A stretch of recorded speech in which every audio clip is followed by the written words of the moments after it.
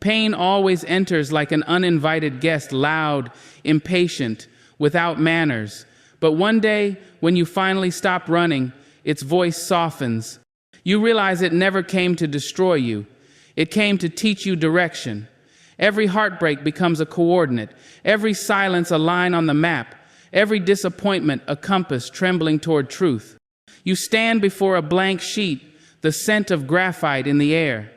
The pencil feels heavier than it should, not because of its weight, but because of what it represents: ownership. You begin tracing the outline of your own life, not the neat, edited version you use to show others, but the real one, the uneven one, the one where rivers of mistakes run beside mountains of resilience. The first line is shaky. You hesitate, afraid that if you draw it wrong, the world will collapse again. But nothing collapses. Instead, something opens a quiet permission inside you. You realize that maps aren't drawn to trap travelers. They are made so that wandering becomes meaningful.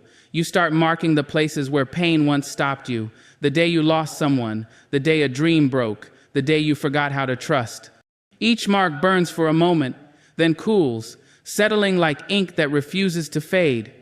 You name them not as failures, but as directions: north courage, east surrender, west forgiveness, south becoming. Pain, it turns out, isn't chaos, it's cartography. It sketches the edges of who you are, showing where you end and the lesson begins. You remember how you once thought strength meant running faster than sorrow. But now, standing here with your own pencil, you learn that strength is simply the ability to pause, to look, to label, to learn. You draw valleys that were once your fears and shade them lightly until they look like places you could rest in. You trace rivers that once drowned you and rename them patience. Every mark becomes memory turned into geography. The past no longer screams, it whispers coordinates. You glance at the paper again. It's still imperfect, still incomplete, but it's undeniably yours. And that truth, this ownership, feels like sunrise breaking on familiar ground. The more you draw, the more you see. You were never lost. You were only uncharted. The world kept asking you to move, but what you really needed was to map, not escape, not erase map. So you keep drawing. You add small paths where laughter once echoed. You mark a single point where someone's kindness saved you for a day. You mark another where you saved yourself. And slowly, the blankness starts to look like belonging. You pause, dust off the graphite from your fingers, and realize something simple yet immense. Pain never wanted obedience. It wanted attention. It didn't need you to bow. It needed you to listen. You start to hear its language now, in the quiet between heartbeats, in the hush after letting go, in the sigh that follows forgiveness. Pain doesn't speak in punishment. It speaks in presence. It says, "You are here," and that's enough. You take a step back and look at the page again. What once looked like a mess now resembles terrain, mountains, valleys, rivers, light. Everything you've lived, connected by the lines you finally dared to draw. You realize that this is not a portrait of survival, it's a map of understanding. The hands holding the pencil are not the same hands that trembled at the beginning. They are steadier, stained with graphite, shaped by patience. You smile not the victory smile of someone who has conquered pain, but the quiet recognition of someone who has befriended it. For the first time, you don't need the world to stop hurting for you to feel whole. You've built wholeness inside the hurt. You've learned to trace without trembling. You label the last curve on your map with soft handwriting, "Home Within." You sit back, close the notebook, and breathe. There is no grand applause. No dramatic conclusion, just the sound of your breath syncing with your heartbeat.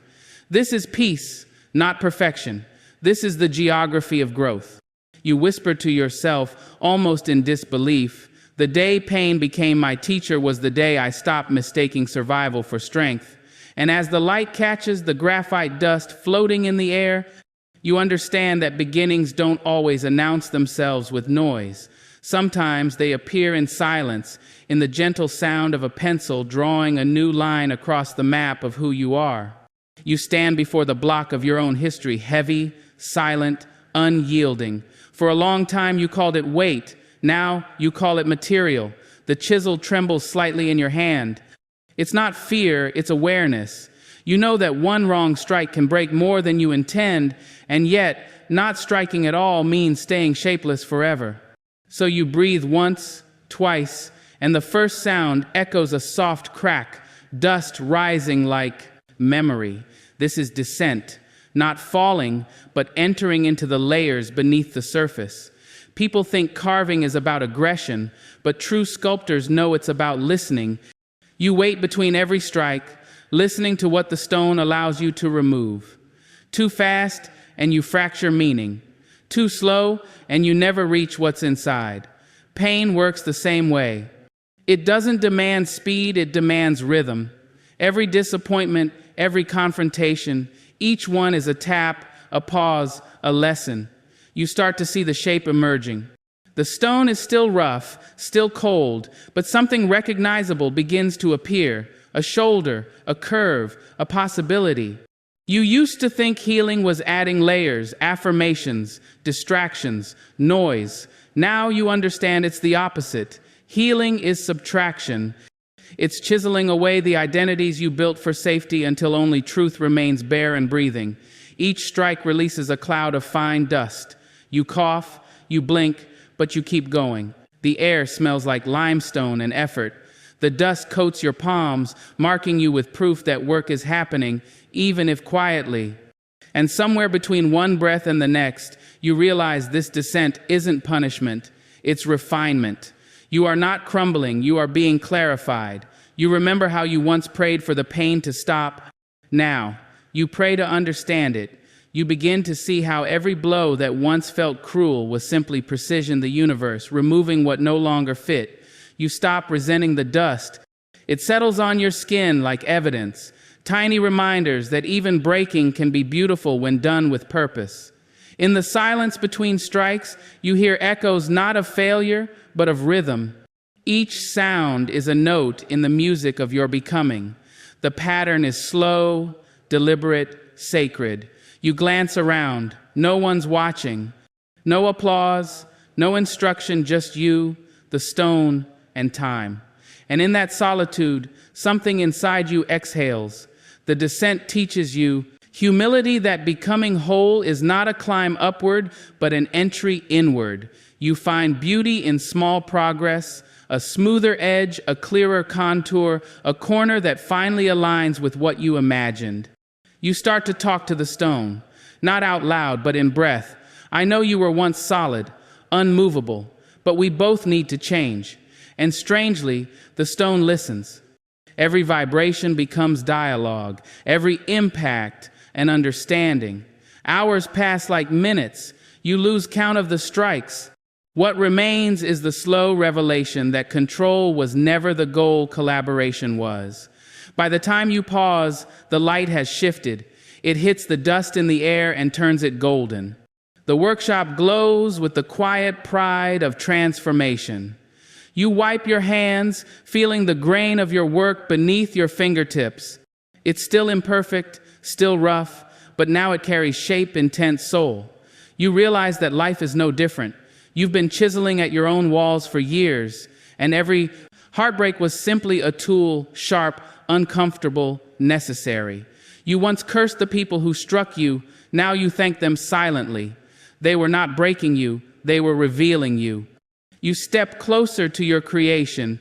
Dust on the floor forms a soft halo around your feet. You smile at the thought, even what falls away can illuminate. You breathe again, slow, deliberate, and whisper to yourself. Maybe descent isn't losing ground. Maybe it's gaining depth.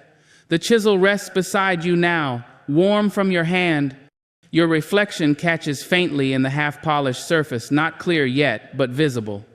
It's enough, because now you know that descent doesn't mean darkness. It means discovery. It's where the sculptor meets the soul of the stone and realizes they were never separate. You brush the final layer of dust from your palms, and the air smells like something sacred, like earth remembering its own form. You look at the incomplete sculpture and see yourself in it, still unfinished, still learning, but undeniably becoming. Somewhere beyond the open window, the wind carries the dust into the light. You watch it drift upward, proof that even what's broken can rise. And softly, before you turn away, you carve one last line at the base of the stone. Not every strike was meant to hurt. Some were meant to shape. The air smells of cotton and sunlight. You sit before a wooden loom, its threads pulled tight like the nerves of a long journey. The room is quiet except for the steady rhythm of the shuttle moving back and forth. After the mapping and the carving, you finally arrive at the stage of connection, the art of joining what was once scattered. You run your fingers over the warped threads, each one a memory, a moment, a voice you once carried inside you. Some threads are coarse, others soft, some stained by tears, others bright as laughter. You realize that weaving isn't about making something new, it's about honoring what's already there. The loom creaks gently as you begin. The shuttle slides through, thread by thread, and each pass feels like a heartbeat finding its place again. This is not repair, this is recognition. You're learning that not every tear needs to be hidden. Some belong in the pattern. Your mind wanders back to old chapters, people who once pulled too hard on your threads, moments that unraveled you too soon. You used to see them as mistakes. Now, they're colors. Without those dark shades, the tapestry would look flat, lifeless. You weave in silence, and the silence feels holy. Every crossing thread teaches you something about balance, that the strongest fabrics aren't those that resist tension, but those that distribute it gracefully. You pause to tie a loose end. It takes patience, steady hands, and forgiveness. The thread doesn't argue when you knot it, it accepts, joins, and continues. You wonder what your life would look like if you treated your own mistakes the same way. The loom's rhythm starts to match your breathing. Forward, pull, release. A dance of repetition that doesn't feel redundant, it feels restorative. The threads begin to speak to each other through you. This is the language of continuity, of belonging. You once believed healing was a solo journey, but here you see it's communal. Every thread leans on another. Every color depends on contrast to be seen. It's not about being complete, it's about being connected. You lean back for a moment and watch the fabric form. Tiny imperfections dot the surface, a skipped stitch, a slight misalignment, but they make it alive. Perfection is mechanical, texture is human. Your mind drifts to the times you tried to hide the loose threads in your story. Now you see they were the places where light entered, the places where truth breathed. The sun moves across the window, casting patterns of gold over the loom. You notice how the light filters through. The fabric not blocked, just softened. Maybe that's what wisdom is, not the absence of pain, but the ability to filter it into something gentle. As you work, you realize that weaving is also remembering. Each thread passes through your fingers like a timeline. You can feel which moments were rough, which ones were tender. And somewhere in between, you start to forgive your younger self for not knowing how to hold the loom back then. You take a deep breath. The fabric is growing now, its edges beginning to hang off the table. You can see the pattern, not perfect, not planned, but undeniably yours. It feels like recognition, like seeing a language you've always spoken but forgot to translate. You smile, thinking how every thread you once thought was wasted has found its place. Nothing was lost, only rewoven. You remember how in the beginning you wanted control. Now, you just want continuity. You let the threads lead, and somehow they never tangle the way you feared. In that moment, you understand life is not stitched in straight lines. It's looped, crossed, and overlapped, and that's what makes it strong. A strand snaps under tension. For a second, your heart tightens. Then you smile, not because you like it, but because you know what to do now. You tie it back, knot it gently, and continue. The pattern adjusts itself, making room for the repair. You whisper, almost to yourself. Not every break is a mistake. Some are openings for strength to enter. By the time you finish, the loom is quiet. The fabric lies complete across your lap, warm from your hands. You trace its surface, rough in places, smooth in others, and realize it's a map of everything you've been through. You fold it carefully and place it beside you. Outside, the sun has lowered, its light passing through the woven threads like liquid gold. You watch the shadows move between the fibers and smile. They're not imperfections, they're depth. You wipe the cotton dust from your hands and think, maybe this is what peace feels like, not silence, but synchronicity. Not an ending, but alignment. You look at the finished cloth one last time and whisper, I am not a single thread. I am the weaving of everything I survived. The loom stops, but the rhythm stays in your breath, steady, alive, endless. The ground smells like rain and dust. You stand where everything once fell apart, the ruins of old beliefs, the ashes of past versions of you. And for the first time, the sight doesn't break you, it steadies you. Because now you understand. The point of falling wasn't to stay broken, it was to learn how to build differently.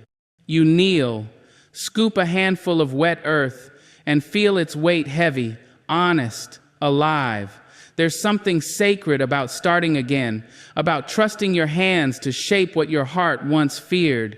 You press the first brick into the ground. The sound is small, a muffled thud, but it echoes with quiet power.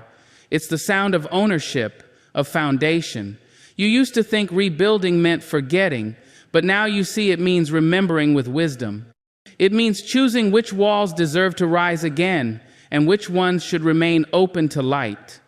The wind brushes past you, carrying the faint smell of cement and courage. You pick up the next brick, align it carefully, and realize that the act of creation isn't always dramatic sometimes. It's just repetition with love. You pause, glance around, and notice how silence has become a companion, not a punishment. The world hasn't stopped, it's just watching you rebuild. Each brick you lay carries a word you never had the courage to say before. Patience, honesty, boundaries, self-respect. You realize the architecture of peace isn't built from perfection, it's built from choices, repeated gently, daily. You wipe the sweat from your forehead. A few streaks of dust remain, like marks of devotion.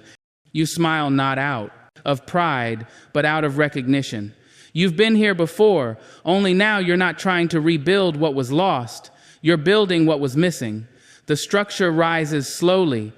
It's uneven in places, but somehow that feels right, like a story that finally stopped pretending to be flawless. You remember all the old blueprints you once followed, how others told you what your life should look like, how you tried to measure your worth in borrowed shapes. Now, the design is your own. It's less grand, but more true. You set a beam across the frame and feel its weight press into your shoulders. For a moment, your body trembles, then steadies just like your spirit. It's not easy, but the alignment feels right. Every act of rebuilding carries fatigue, but it also carries rhythm. The scrape of metal, the echo of your steps across the unfinished floor, the gentle hum of your breath as you lift, place, pause. Together, they sound like a prayer made of motion. You think of all the structures you've lost, friendships, dreams, certainties. Some collapsed because they were fragile, some because you finally stopped holding them up. And that's okay, because the new foundation doesn't resent the ruins, it learns from them. You carve small inscriptions into the bricks, quiet promises to yourself. I will build slower. I will check the cracks before decorating. I will not build prisons and call them homes. The afternoon light shifts. Its warmth turns the walls golden. For a second, everything glows, unfinished but glorious. You step back and see how far you've come. There's still no roof, no doors, but there's space, clean, open, breathable. You realize that's what healing gives you, not perfection, but permission. You sit down on the steps you just formed. Dust clings to your clothes, but it feels like proof of effort. You think of how the architect and the builder live in the same body. The dreamer designs, the doer delivers, and both are you. You stare at the horizon, and for the first time, you don't feel like starting over. You feel like continuing with better plans, better ground, and better light. You close your eyes, and in that stillness, you hear the structure breathe, a low hum of potential, a promise that this time it won't collapse, not because it's indestructible, but because it's honest. You trace your hand along the wall, feeling every groove, every imperfection. They remind you that even strong things remember the hands that made them. You whisper softly, "I am not rebuilding to be who I was. I am rebuilding to hold who I've become." The sun dips low, casting long shadows through the open frame. You rise, dust off your palms, and take one last look around. There's no applause, no witness, only the quiet rhythm of your own breath. You pick up the last brick of the day, press it into place, and feel the structure hum like a living thing. And for the first time, you can breathe inside what you built. The ground is uneven again. Your hands are rough, still marked with dust from everything you've built, but your body remembers how to move. The morning air bites your lungs, cold and alive. You take a step forward, then another. The climb begins quietly, no music, no speech, just the sound of effort. You used to mistake resistance for punishment, now you see its partnership. Life isn't against you, it's conditioning you. Every slope, every challenge, every trembling step, a rehearsal in endurance. Your legs ache before you even reach the first ridge. The wind pushes back like a teacher testing your balance, and somehow, instead of resenting it, you meet it. You lean into the resistance. You press harder, not to prove strength, but to remember it. You think of all the times you surrendered too soon when you mistook fatigue for failure. You remember every voice that said, "Rest means weakness," and now you laugh under your breath because you finally know rest is, where strength refuels. The trail curves upward into fog. Every step vanishes the moment it's taken, no visible path, no clear ending, and yet you keep moving. Because now, progress isn't something you see, it's something you feel. You pause for a second, hands on your knees, breath loud and raw. A drop of sweat runs down your wrist and catches the morning light. You look up at the slope and realize how far there still is to go, and strangely, you're not afraid of the distance anymore. You're only afraid of stopping before you see what you're capable of. So you keep going. Your heartbeat becomes percussion, your breath, rhythm, your body, an instrument of persistence. The air thins, but clarity grows. There's something sacred about resistance, how it strips away the unnecessary, how it reveals what's unbreakable when everything else falls off. You remember when you used to pray for an easy life. Now you pray for a meaningful one. Ease never built character, friction did. And you're no longer allergic to effort. Halfway up the ridge, you stumble. A loose rock rolls under your foot and you fall hard, palms scraping earth, breath stolen. For a moment, the instinct returns, that familiar voice whispering, "You've done enough." But something else rises louder, this time calm, firm, patient. It says, "Get up slower, but get up." So you do. You plant your hands in the soil, feel its chill, its strength. You push yourself upright, and the ground that once felt like failure now feels like foundation. Resistance, you realize, isn't the enemy, it's the handshake between who you were and who you're becoming. It tests your devotion to growth. It doesn't ask, "Can you do it?" It asks, "Will you continue when it hurts?" You climb again, this time not fighting gravity, but moving with it, pacing yourself like music that knows where the crescendo belongs. The wind roars louder, and it doesn't sound like opposition anymore, it sounds like applause. The higher you go, the smaller the noise of doubt becomes. Your mind quiets. All that remains is rhythm, step, breath, lift, repeat. You stop counting distance. You start counting resolve. You reach a point where the path narrows to almost nothing, a ledge of loose stone, a strip of air. Below you, clouds drift. Above, sunlight flickers through mist. You pause not from fear, but awe. This is what perseverance feels like: thin air and wide peace. You whisper to yourself, it's not supposed to be easy, it's supposed to be real. That single sentence becomes your compass. Each breath after that feels earned, each heartbeat an echo of something ancient inside you, the part that survived everything you thought would end you. Your muscles tremble, but it's no longer exhaustion, it's translation. Pain turning into strength, fear into focus. You've learned that resistance doesn't break you, it reveals your rhythm. It shows you the measure of your faith. By the time you reach the plateau, the world is different. Not because the mountain changed, because you did. You're not chasing freedom anymore. You're walking in it. Every scar feels like proof of participation. Every ache feels like a song. You drop to your knees, press your hands to the cool ground, and feel your pulse drum against the earth. It's the same rhythm you heard when you fell, only now it sounds like belonging. You look up, and for the first time, the horizon doesn't feel distant, it feels reachable, shaped by your own breath. The wind softens, the silence expands. You realize resistance was never the obstacle, it was the music you had to learn to dance with. You smile, exhausted but clear, and whisper one last note into the thin air. Strength was never in the climb, it was in the decision to keep moving. You stand again, lighter than before, and as you take your next step into the sky, it no longer feels like ascent, it feels like arrival in motion. The air tastes different here, lighter, thinner, honest. You stand at the top of everything you've survived, and for a long moment, you say nothing. There's no crowd, no echo, no anthem playing, only the sound of wind threading through stone. The same wind that once pushed against you now moves through you. You inhale, slow and deep, and the cold turns into calm somewhere inside your chest. Below you, the world stretches wide and strange, a geography of lessons learned the hard way. From this height, everything that broke you looks small. The mountains you once thought were walls were only shadows of your own fear.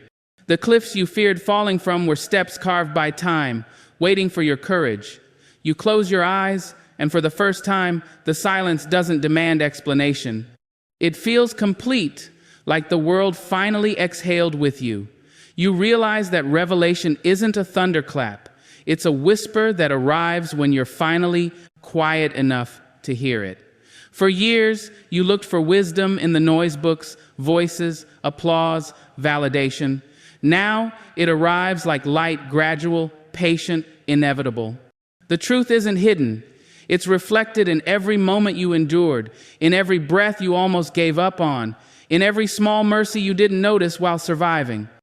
You sit down on a flat stone, fingers tracing the cracks like constellations. The rock beneath you is cold, steady, ancient enough to have seen countless climbers before you. You wonder how many stood here, like this, tired, trembling, grateful. The sky starts to shift, first gray, then gold, then wide open. You watch light crawl down the edges of the ridge, filling the world piece by piece, as if life itself is being rewritten in real time.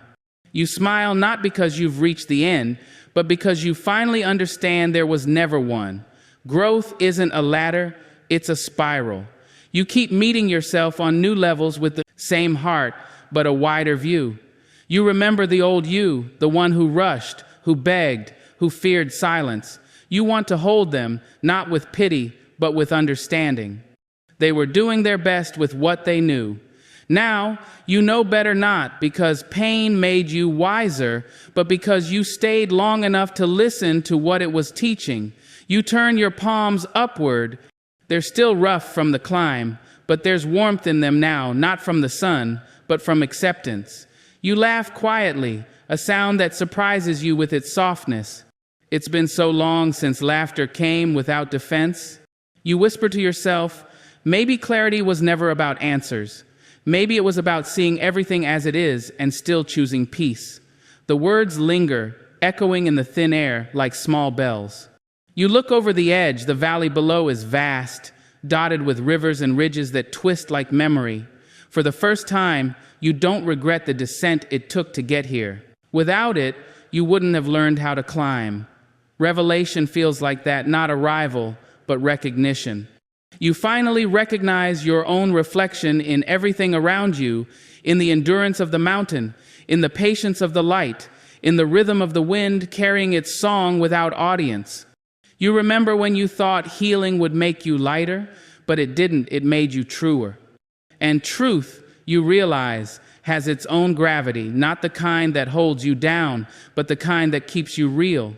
The clouds drift closer, their shadows brushing the ridge like moving thoughts. You let them pass, no need to hold, no need to chase. Every movement now feels intentional, sacred in its simplicity. You pick up a small stone near your feet, one you nearly tripped over on your way up. You turn it in your hand, rough on one side, smooth on the other. It's the same rock, just shaped differently by time. So are you. For a long while, you just sit. No words, no need to narrate. The view speaks its own language. Everything feels slower, cleaner, as if every sound in the world has been remastered into something pure. You think about how far you've come, and how every fall, every detour, every pause wasn't delay, it was direction. And suddenly, you understand, the climb wasn't about reaching the top. It was about becoming someone who could. You smile again, wider this time, and whisper softly into the wind. The view is not the reward. The becoming is. The wind carries your words down the slope, and you imagine them finding the version of you still climbing. A promise whispered backward through time. Keep going. It's worth it. You stand slowly. Stretch your arms toward the open sky. The sun sits just above the horizon now, and everything it touches turns gold, the rocks, the clouds, your skin. It feels less like light and more like recognition, like the universe saying, I see you now, the way you've learned to see yourself. You take one last look at the world below and realize that even if you descend tomorrow, you'll never be the same. Because the light you found up here was never in the mountain, it was in you, waiting for space to shine. The sun doesn't set, it softens. It folds itself into the horizon like a secret returning home. And for the first time, you realize endings were never dark. They were just transitions of light. You stand quietly at the edge of everything that used to hurt. The air is gentle now, thick with warmth and memory. Nothing in you is rushing anymore. You've learned that growth doesn't always move upward. Sometimes it expands outward, quietly. The mountain below glows in the fading light.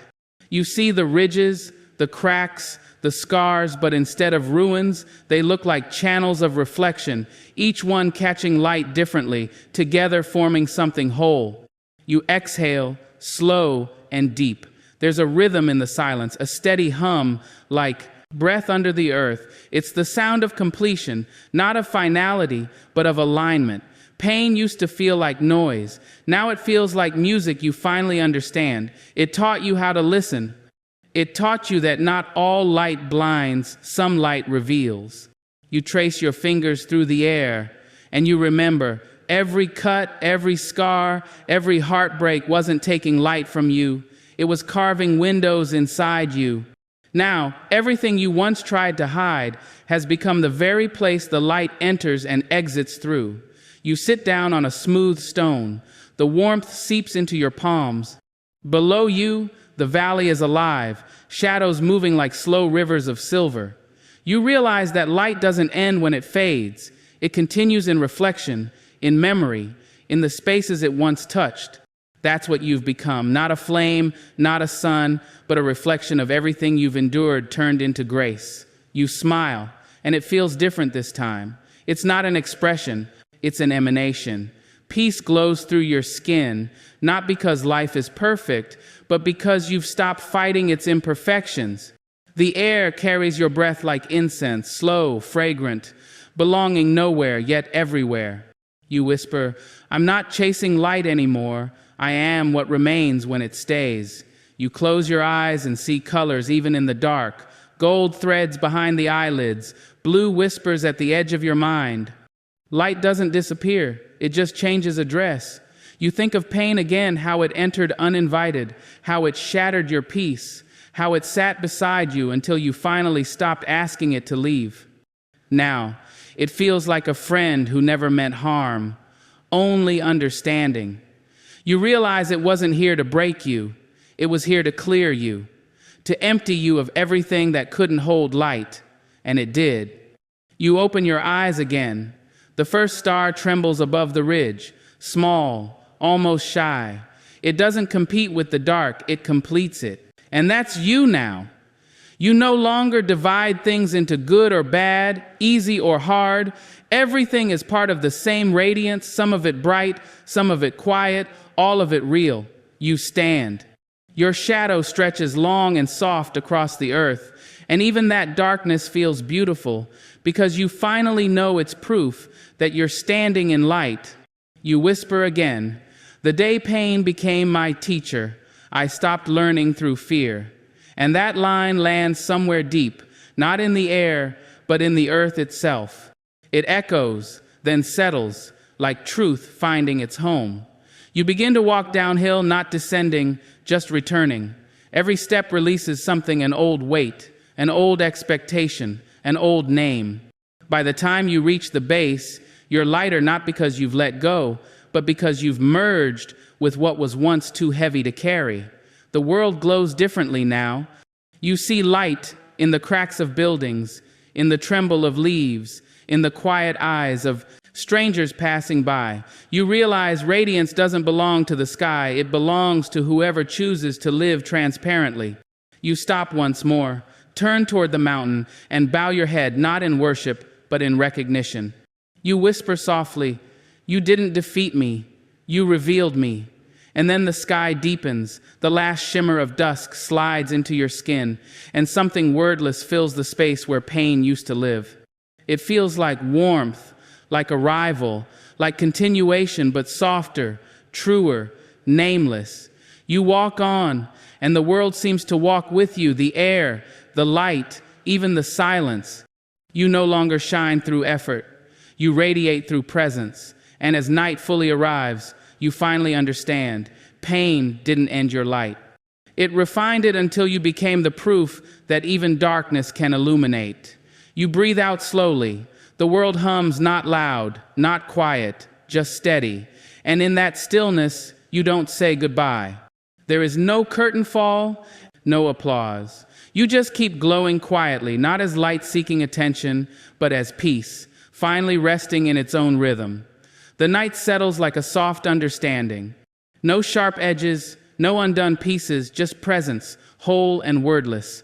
You take one last breath, not to end the story, but to remind yourself that it never really ended, it only softened into something gentler. And somewhere, unseen, the light keeps moving forward through you, from you, because of you.